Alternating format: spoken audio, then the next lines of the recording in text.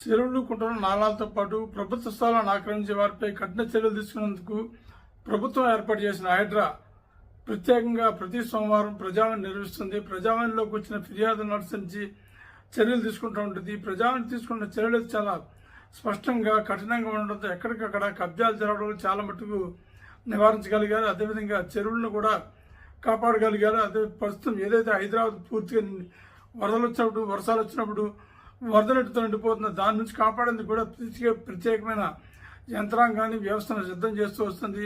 అయితే ఈరోజు జరిగిన ప్రజావాణికి దాదాపు 61 ఫిర్యాదులు వచ్చాయి. 61 ఫిర్యాదుల్లో కాలంలో ఏవైతే ప్రభుత్వ స్థలాలు ఉంటాయో వాటిని కబ్జా చేయడంతో పాటు ధనబలంతో కావచ్చు, రాజకీయ బలంతో కావచ్చు, అదేవిధంగా ఇతర బలాలను ఉపయోగించి ఏదైతే కాలనీలో ప్రజా ప్రయోజనాల కోసం ఇచ్చారో ఆ స్థలాలను కబ్జా చేయడంతో పాటు చెరువులను కొన్ని చోట్ల ఆక్రమించడంతో పాటు చుట్టుపక్కల కూడా ఆ చెరువులకు అనుసంధానంగా ఉన్న రోడ్లను కూడా ఆక్రమిస్తున్నారంటూ ఫిర్యాదులు వచ్చాయి. ఆ ఫిర్యాదులను అనుసరించి ఏవైతే ఈరోజు 61 ఫిర్యాదులు అందాయి దాన్ని అనుసరించి వాటిని పూర్తిగా పరిశీలించి చర్యలు తీసుకుంటామని హైడ్రా కమిషనర్ చెప్తున్నారు.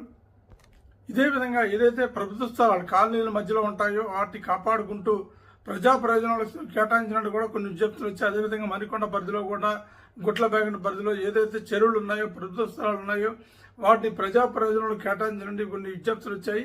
వాటిని కూడా పరిశీలించి తక్షణ చర్యలు తీసుకుంటామని, ఆయా స్థలాలు ఏవైతే వచ్చాయో వాటిని పరిశీలించిన తర్వాత హైడ్రా సిబ్బంది పూర్తి రకమైన చర్యలు తీసుకుంటారని కమిషనర్ హామీ ఇచ్చారు. అదేవిధంగా ప్రస్తుతం చూస్తున్నట్టయితే నగరంలో సుందరీకరణ చెరువుల సుందరీకరణలు ఏవైతే ఉన్నాయో వాటిని వేగంగా జరుగుతున్నామని, ప్రస్తుతం ఈ శీతాకాలంలో వాటిని మరింత అందంగా తీర్చిదిద్ది ప్రజలకు అందుబాటులోకి తీసుకొస్తామని, అదేవిధంగా ఏవైతే కబ్జాలకు పాల్పడుతున్నారో వారిపై కూడా కఠిన చర్యలు తీసుకొని కేసు నమోదు చేస్తామని హెచ్చరించారు.